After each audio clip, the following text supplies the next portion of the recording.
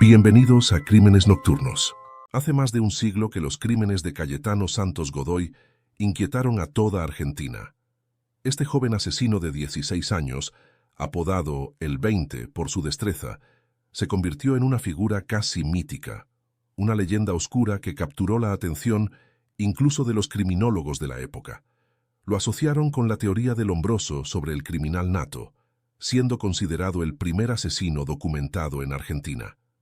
Sus crímenes eran notoriamente sádicos, su apariencia desconcertante y su personalidad un verdadero enigma, añadiendo aún más misterio a su historia.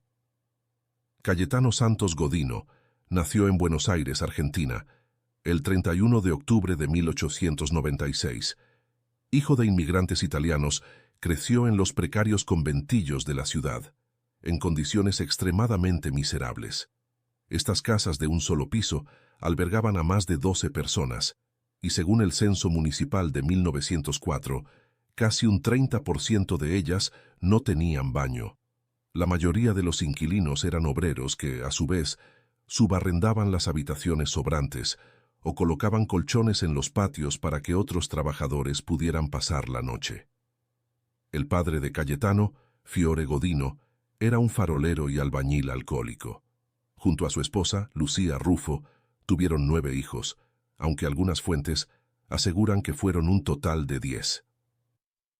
Fiore Godino era un hombre violento, que golpeaba a sus hijos sin piedad con puños, correas de cuero o palos de madera. Tampoco dudaba en maltratar a su esposa, convirtiendo el hogar en un lugar de constante terror y sufrimiento. La violencia y la miseria marcaron profundamente la infancia de Cayetano, sembrando las semillas de una futura oscuridad que estremecería a toda Argentina. Uno de los hijos de Fiore Godino solía sacarlo de sus casillas más que ningún otro, Cayetano. Este niño, mucho más bajo de lo normal, con una mirada perdida y enormes orejas, parecía estar siempre distraído o perdido en sus fantasías. Algunos de sus profesores lo calificaron de idiota, imbécil o mental, porque no prestaba atención en clase y no comprendía nada de lo que se le enseñaba. Fue expulsado de diversos establecimientos y se peleaba constantemente con sus compañeros, quienes le propinaban varias palizas. Su salud era muy frágil y a menudo sufría fuertes jaquecas acompañadas de cuadros febriles que lo dejaban postrado en la cama. También padecía de constantes ataques de vómito y diarrea, los cuales, según algunos estudiosos del caso, podrían haber afectado su desarrollo físico, ya que Cayetano nunca superó el 1,51 m de estatura. Se dice que Fiore Godino había contraído sífilis antes de dejar embarazada a su mujer, y que Cayetano podría haber sufrido las consecuencias de la enfermedad, aunque esto resulta muy difícil de corroborar. Más allá de sus padecimientos físicos, el comportamiento de Cayetano era extremadamente conflictivo en casa. Ni su padre ni su madre lo soportaban, tampoco sus hermanos. Incluso sus vecinos, al verlo pasar frente a sus casas, cerraban las persianas de las ventanas, ya que Cayetano solía insultarlos o romper los vidrios a pedradas por mera diversión. Por aquel entonces ya era conocido como el petizo orejudo o el petizo oreja, debido a su particular y llamativo aspecto. No aprendió a leer ni a escribir, salvo su propio nombre, y abandonó la escuela después de asistir durante solo 3 años. Desde temprana edad comenzó a fumar y a consumir alcohol, hábitos que reflejaban la dureza de su vida y el entorno que lo rodeaba. La figura de Cayetano Santos Godino se convirtió en un enigma perturbador, una sombra que proyectaba el dolor y la violencia de una infancia marcada por la miseria y el maltrato. Su vida, llena de sufrimiento y oscuridad, dejó una huella imborrable en la historia criminal de Argentina. A una edad muy temprana, Cayetano comenzó a mostrar comportamientos inquietantes. A veces bebía ginebra junto a uno de sus hermanos, pero luego robaba botellas de vino a los indigentes que encontraba en los callejones. Prefería deambular por los conventillos de los barrios de Almagro y Parque Patricios, así como por sectores baldíos, donde disfrutaba haciendo pequeños incendios y torturando animales. Decapitaba patos, destripaba gatos y cortaba las alas de los pájaros, lo que se convirtió en uno de sus pasatiempos favoritos. Pero aquello no era suficiente para Cayetano. El 28 de septiembre de 1904, con solo 7 años, engañó a un niño de 1 año llamado Miguel de Paola y lo llevó hasta un sitio eriazo, donde lo golpeó brutalmente y luego lo lanzó sobre unos espinos. Un policía que pasaba por el lugar los descubrió y llevó a ambos menores a la comisaría, donde fueron recogidos por sus respectivas madres. A pesar de la violencia del ataque, a ninguno de los agentes se les ocurrió que estaban frente a un niño tan peligroso. 1 año más tarde, Cayetano volvió a ser detenido cuando fue sorprendido atacando a una niña de 18 meses con una piedra, rompiéndole la cabeza. Afortunadamente, solo se trató de cortes menores, pero el hecho de que esa misma noche fuera puesto en libertad, a pesar de la gravedad de su acción, refleja una alarmante falta de comprensión sobre la peligrosidad de sus actos. Cayetano continuó deambulando por los rincones más oscuros de Buenos Aires. Su comportamiento se volvió cada vez más perturbador, y su presencia se convirtió en un presagio de los horrores que vendrían. Sus incursiones en la violencia fueron cada vez más frecuentes y sus acciones más atroces, marcando el inicio de una vida que se convertiría en una de las más oscuras leyendas criminales de Argentina. El 29 de marzo de 1906, la policía recibió la denuncia de la desaparición de una niña de 3 años llamada María Rosa Fase. Las autoridades recorrieron villas, descampados y conventillos, pero no pudieron encontrar ninguna pista que las ayudara a dar con su paradero. La búsqueda fue infructuosa y la angustia de la familia creció, pues tendrían que pasar prácticamente 6 años antes de que se enteraran de la verdad. El 5 de abril de ese mismo año, Cayetano Santos Godino, que por aquel entonces tenía solo 9 años, fue llevado al departamento de policía por su propio padre. Fiore Godino, desesperado, aseguró que no podía contener a su hijo y solicitó que lo encerraran en la cárcel. Lo acusó de ser un chico violento, rebelde y de mostrar una gran crueldad hacia los animales. Poco antes, había descubierto varios pájaros descuartizados en un cajón que Cayetano ocultaba bajo su cama. Fiore Godino, a pesar de ser un hombre maltratador que no soportaba a su hijo, comenzó a inquietarse por el comportamiento antisocial de Cayetano. Aunque su odio y violencia hacia él eran evidentes, también había un reconocimiento de que el problema de su hijo iba más allá de lo que podía manejar. Cayetano fue derivado a un reformatorio, pero salió en libertad tras 2 meses de encierro. Este breve periodo de internamiento no fue suficiente para frenar la creciente oscuridad en el joven Cayetano, quien continuó con sus actos perturbadores. La desaparición de María Rosa Fase se sumó a la lista de horrores asociados con Cayetano, un niño cuya corta vida ya estaba marcada por la violencia y la crueldad. La falta de intervención efectiva por parte de las autoridades permitió que sus actos se intensificaran, dejando una estela de miedo y dolor a su paso. La historia de Cayetano Santos Godino se convirtió en un sombrío capítulo de la historia criminal argentina, un recordatorio de los peligros de la indiferencia y la incomprensión ante los signos tempranos de comportamientos violentos. El 9 de septiembre de 1908, Zacarías K. Vigilia, dueño de una bodega ubicada frente al Colegio del Sagrado Corazón, descubrió a Cayetano intentando ahogar a un niño de 2 años, llamado Severino González, sumergiéndole la cabeza en un bebedero para caballos. El hombre intervino y llamó a la policía. Aunque Cayetano fue enviado a la comisaría, lo dejaron en libertad al día siguiente. El 15 de septiembre, apenas unos días después, Cayetano volvió a atacar, esta vez a un niño de 1 año y 10 meses, llamado Julio Bote. Lo llevó hasta un sitio baldío y le quemó los párpados con un cigarrillo.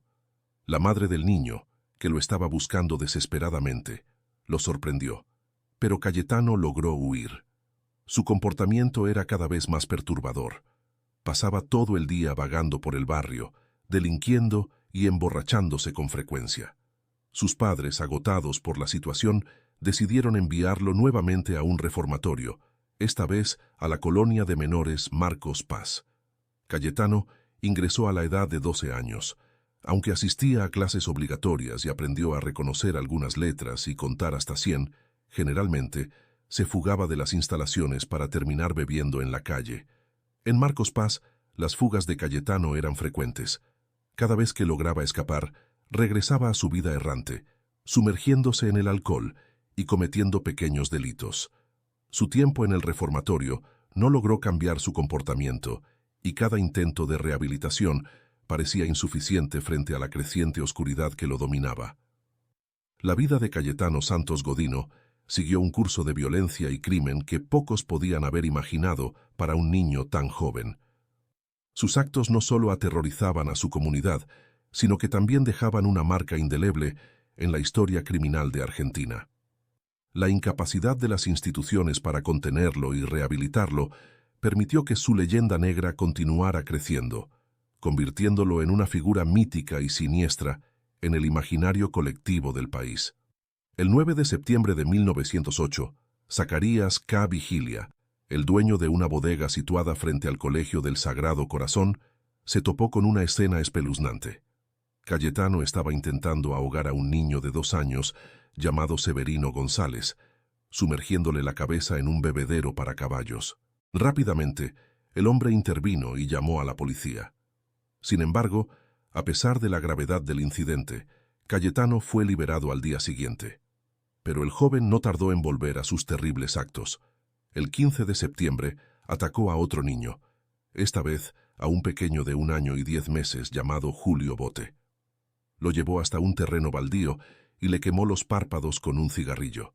La madre de Julio, buscándolo desesperadamente, los sorprendió, pero Cayetano consiguió escapar. Su comportamiento se estaba deteriorando rápidamente. Pasaba los días vagando por el barrio, delinquiendo y emborrachándose con frecuencia.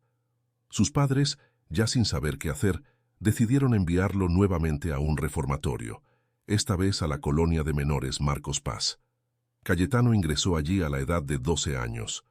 A pesar de asistir a clases obligatorias, donde aprendió a reconocer algunas letras y contar hasta 100, su conducta no mejoró. Se fugaba regularmente de las instalaciones para acabar bebiendo en la calle. En Marcos Paz, sus fugas eran constantes. Cada vez que escapaba, volvía a su vida errante, sumergiéndose en el alcohol y cometiendo pequeños delitos.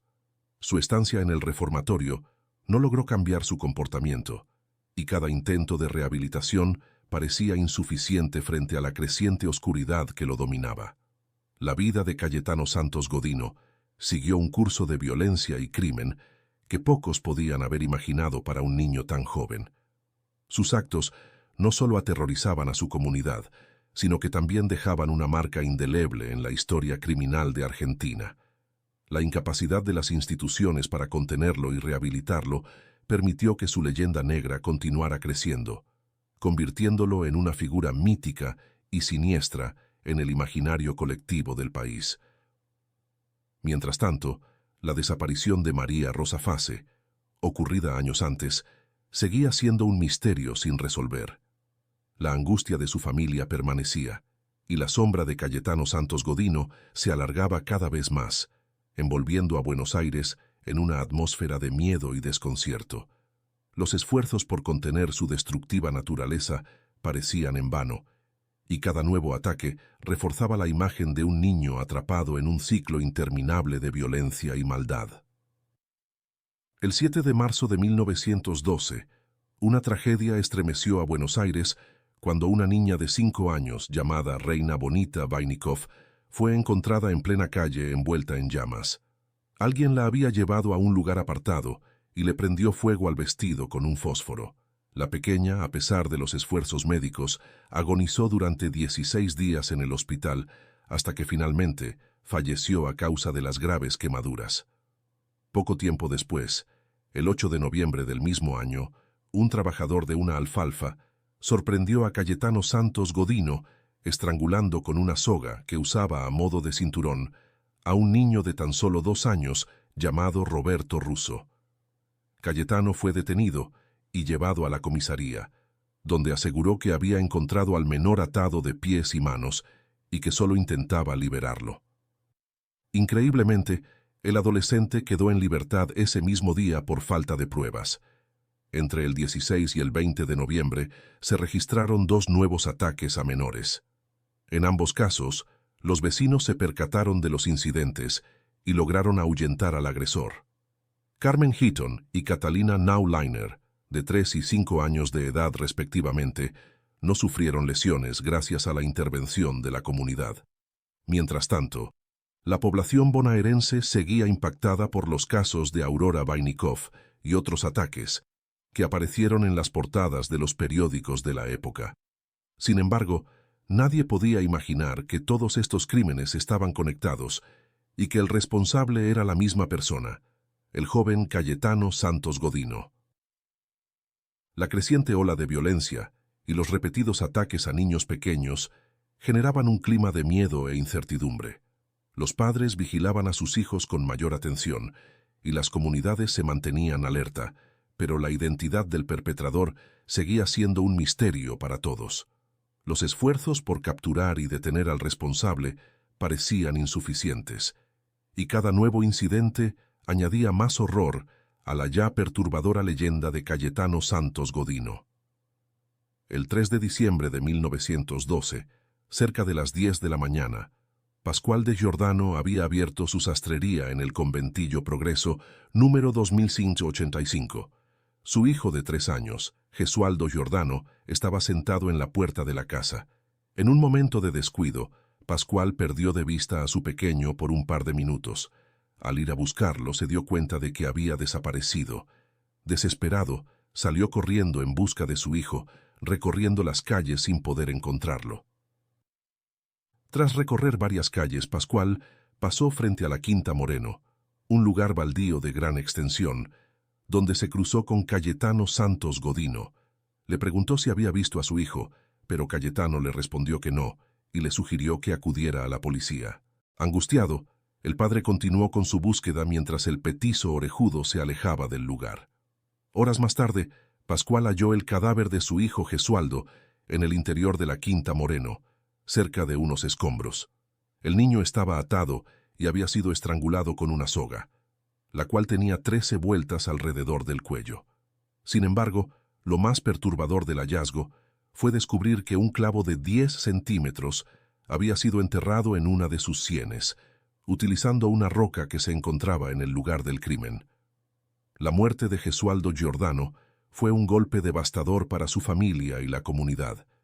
El horror del crimen y la brutalidad de los actos de Cayetano Santos Godino dejaron a todos sin palabras, añadiendo una nueva página a la oscura leyenda del petizo orejudo. La capacidad de Cayetano para evadir la justicia y continuar con sus actos atroces convirtió su historia en una de las más perturbadoras y siniestras de la historia criminal argentina. La policía realizó varios interrogatorios a los vecinos del barrio. Una menor aseguró haber visto a Gesualdo poco antes de que desapareciera, en compañía de un chico cuya descripción coincidía mucho con la del petizo orejudo.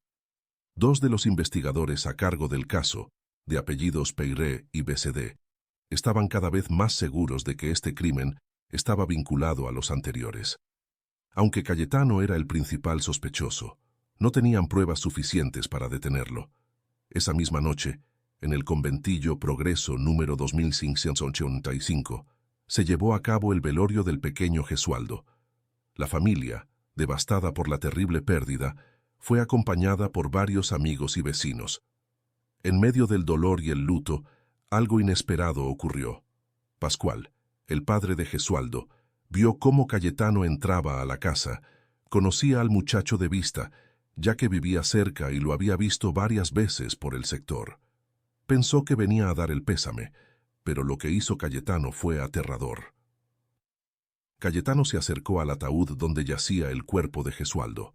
Sin ningún respeto por el dolor de la familia, cogió la cabeza del niño y la giró hacia un costado, dejando a la vista el agujero en el cráneo donde le habían enterrado el clavo.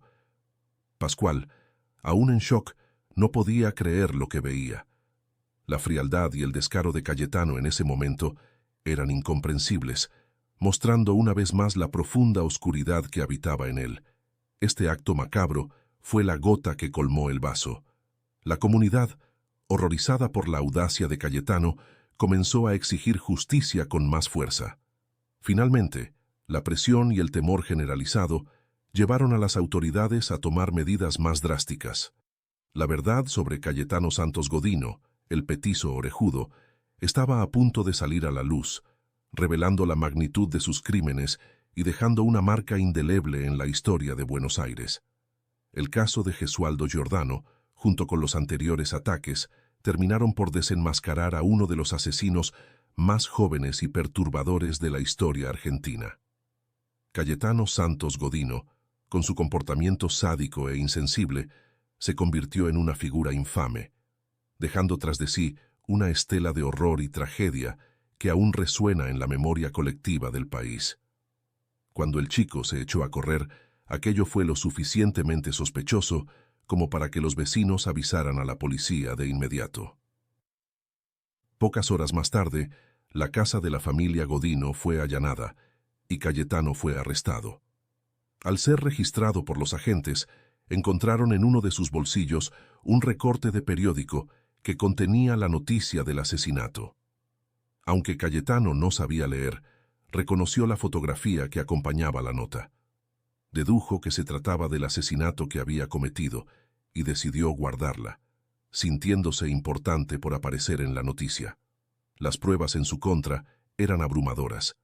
Se encontraron manchas de sangre en sus alpargatas y la soga que utilizaba como cinturón estaba quemada en uno de sus extremos, al igual que la utilizada para estrangular a Gesualdo Giordano. Las coincidencias eran demasiadas. Inicialmente, Cayetano negó todo, pero finalmente confesó su responsabilidad en el asesinato de Gesualdo. Los investigadores sospechaban que también podía estar vinculado al caso de Arturo La Aurora, así que comenzaron a presionarlo más.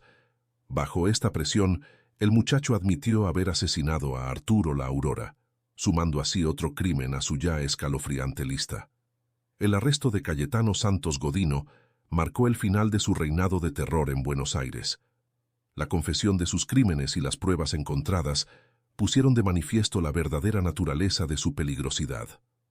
Su caso se convirtió en uno de los más notorios de la historia criminal argentina, un recordatorio de la capacidad de violencia y crueldad que puede esconderse incluso en los más jóvenes. La historia de Cayetano, el petizo orejudo, sigue siendo un tema de estudio y reflexión, no solo por la brutalidad de sus actos, sino también por la falta de intervención efectiva que podría haber prevenido muchas de sus atrocidades.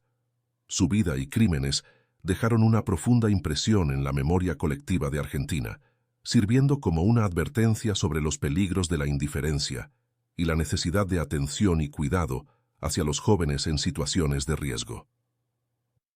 El 26 de enero de 1912, Cayetano Santos Godino también confesó haber asesinado a Reina Bonita Vainikov, la niña que fue quemada viva el 7 de marzo de ese mismo año. Además, admitió haber golpeado y enterrado viva en un terreno baldío a María Rosa Fase, de 3 años, en 1906. Aunque la policía conocía perfectamente el caso de María Rosa, cuando fueron a realizar las tareas de excavación, se dieron cuenta de que en el sitio indicado por Cayetano se había edificado una casa pocos años después del crimen. A pesar de los esfuerzos para remover la tierra, los restos de la niña nunca fueron hallados. El caso del petizo orejudo caló profundamente en la sociedad argentina. Cayetano Santos Godino fue responsable de 4 asesinatos, 7 tentativas de asesinato y 7 incendios. No existían precedentes de un caso similar ni de un asesino tan espantosamente precoz. Los crímenes eran horribles, las víctimas niños indefensos, y el acusado ni siquiera era mayor de edad. Además, su apariencia resultó ser tan macabra como desconcertante. El creciente interés por la criminología y la noción del criminal nato, promulgada por César el Hombroso, a fines del siglo XIX, encontraron en Cayetano Santos Godino un verdadero estandarte. A pesar de que las ideas del Hombroso se toparon rápidamente con varios detractores, se popularizaron tanto que muchos las admitieron como innegables por aquellos años. César el Hombroso, criminólogo y médico italiano, Estudió a cientos de criminales y asesinos de la época, llegando a la conclusión de que todos los delincuentes comparten ciertas particularidades fisonómicas o deformidades que estarían determinadas por regresiones evolutivas. Cayetano Santos. Godino, con su mirada perdida, sus grandes orejas y su conducta extremadamente violenta desde una edad temprana, parecía encajar perfectamente en el perfil descrito por Lombroso. La sociedad, ávida de explicaciones ante la magnitud de sus crímenes, se aferró a estas teorías para intentar comprender cómo un niño podía cometer actos tan atroces. La figura del petiso orejudo se convirtió en un símbolo de los peligros ocultos en la naturaleza humana, un recordatorio de la complejidad y la oscuridad que pueden habitar incluso en los más jóvenes. La historia de Cayetano Santos Godino es una de las más perturbadoras en la criminología argentina.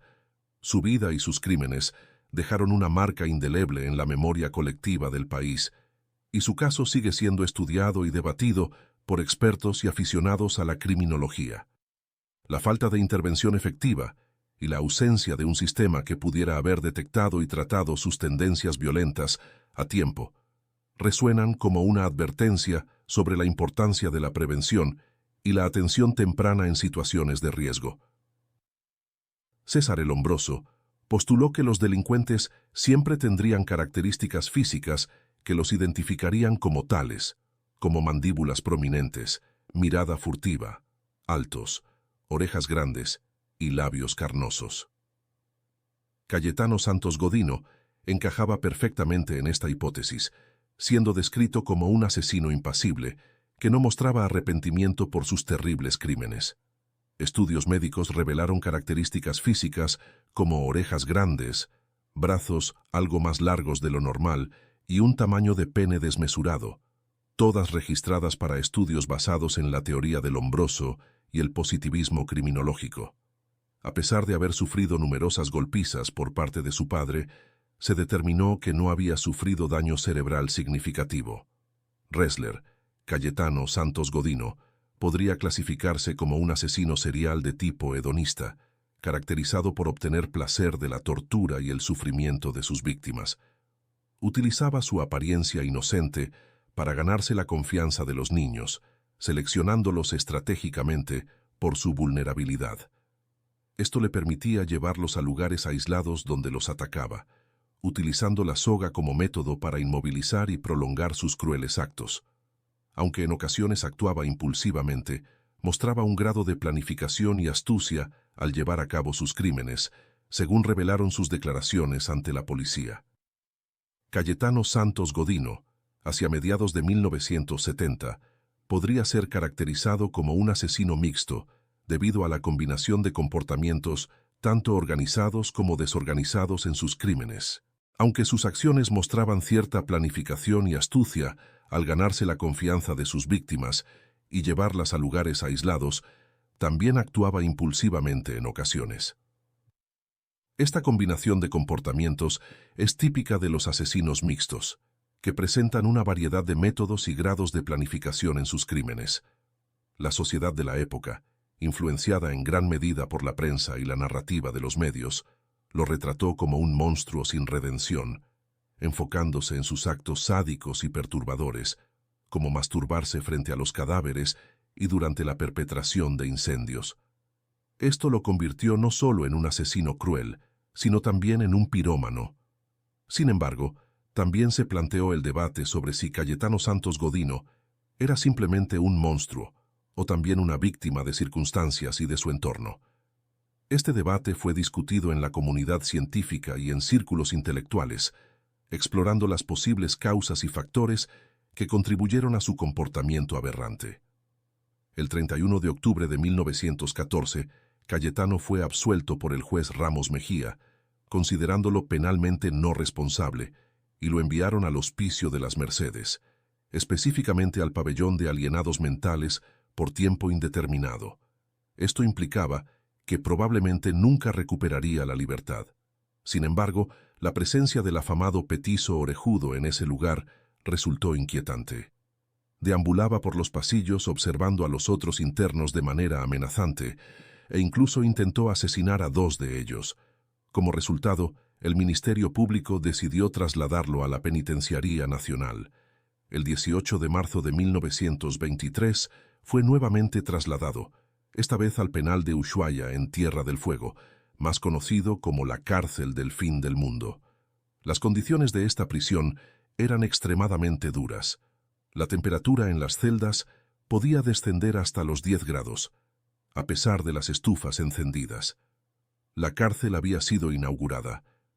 En el año 1902, la cárcel de Ushuaia fue inaugurada para albergar a delincuentes reincidentes, reos de alta peligrosidad y presos políticos.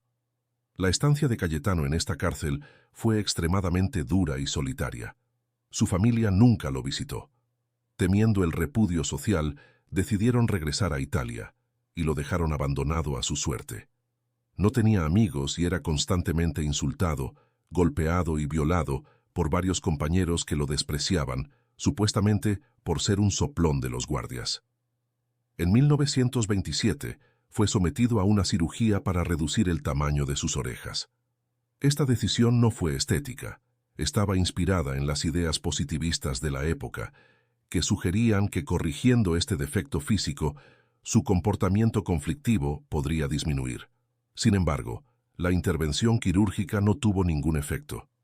Cayetano Santos Golino falleció el 15 de noviembre de 1944, a los 48 años. Sobre su muerte, a las 26:36, hay diferentes versiones sobre la causa de su muerte. La versión oficial indica que fue por una hemorragia interna, debido a un proceso ulceroso gastroduodenal. Sin embargo, según el mito popular, se dice que Cayetano asesinó a un par de gatos, que eran mascotas de la prisión, lanzándolos a una caldera, y que otros reclusos lo golpearon hasta matarlo en represalia. Varios años más tarde, antiguos carceleros del penal de Ushuaia afirmaron que no había mascotas en la prisión, mucho menos gatos, debido a las extremas condiciones climáticas. Confirmaron que Cayetano fue linchado por otros reclusos y que agonizó durante días a causa de múltiples hemorragias internas. Otras fuentes sostienen que sí había un gato en el penal y que Cayetano lo arrojó al fuego, recibiendo como consecuencia una paliza que lo dejó hospitalizado por más de 20 días en la prisión. Sin embargo, esta versión, en 1933, 10 años antes de su fallecimiento, las circunstancias en torno a la muerte de Cayetano siguen siendo un misterio.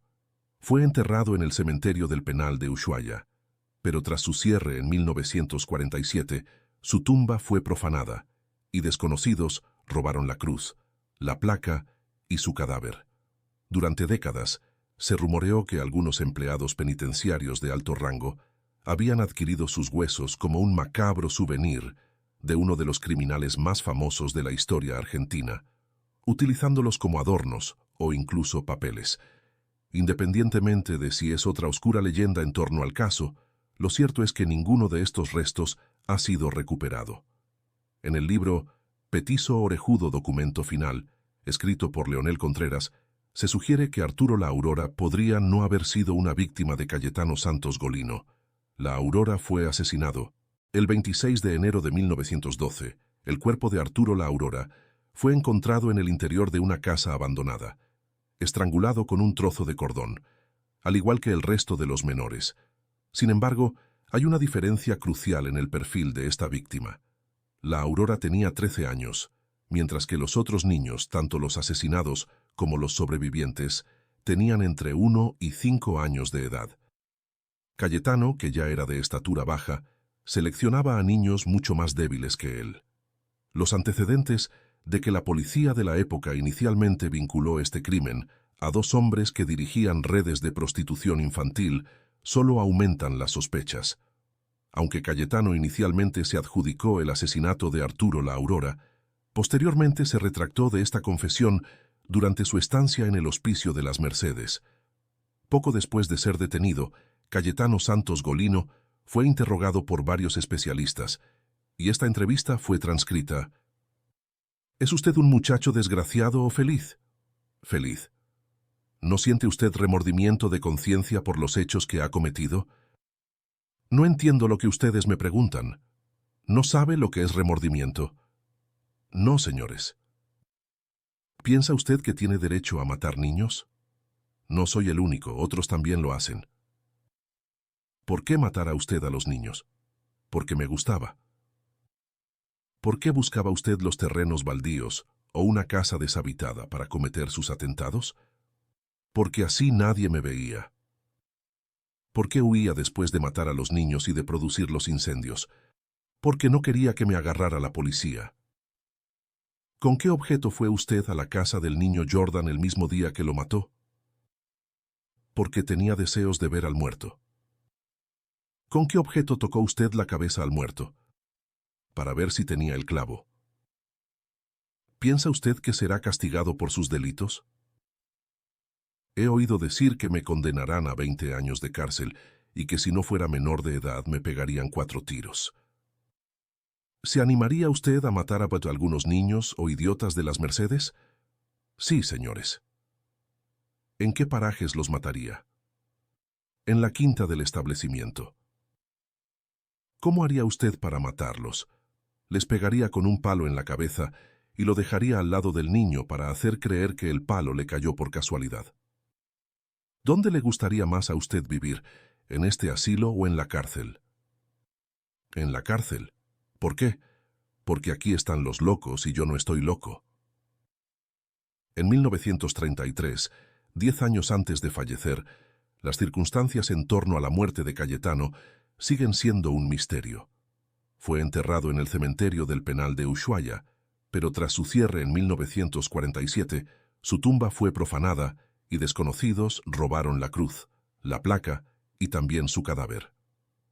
Durante décadas se dijo que algunos empleados penitenciarios de alto rango habían adquirido sus huesos como un macabro souvenir de uno de los criminales más famosos de la historia argentina, y los utilizaban como adornos o quizá papeles. Independientemente de si se trata de otra oscura leyenda en torno al caso, lo cierto es que ninguno de estos restos fue recuperado. En el libro Petiso Orejudo, documento final, escrito por Leonel Contreras, se insinúa que Arturo La Aurora podría no haber sido una víctima de Cayetano Santos Golino. La Aurora fue asesinado el 26 de enero de 1912. Su cuerpo fue encontrado en el interior de una casa abandonada, estrangulado con un trozo de alambre, al igual que el resto de los menores. Sin embargo, existe una diferencia importante con respecto al perfil de las otras víctimas. La Aurora tenía 13 años, mientras que los otros niños, tanto los asesinados como los sobrevivientes, tenían entre 1 y 5 años de edad. Los antecedentes policiales de la época inicialmente vincularon este crimen a 2 hombres que dirigían redes de prostitución infantil, lo que reaviva las sospechas. Aunque Cayetano Santos Golino se atribuyó posteriormente el asesinato de Arturo La Aurora, más tarde se retractó de esta confesión durante su estancia en el Hospicio de las Mercedes. Poco después de ser detenido, Cayetano fue interrogado por varios especialistas y la transcripción de la entrevista revela detalles inquietantes sobre sus motivaciones y comportamiento durante sus ataques y después de cometerlos.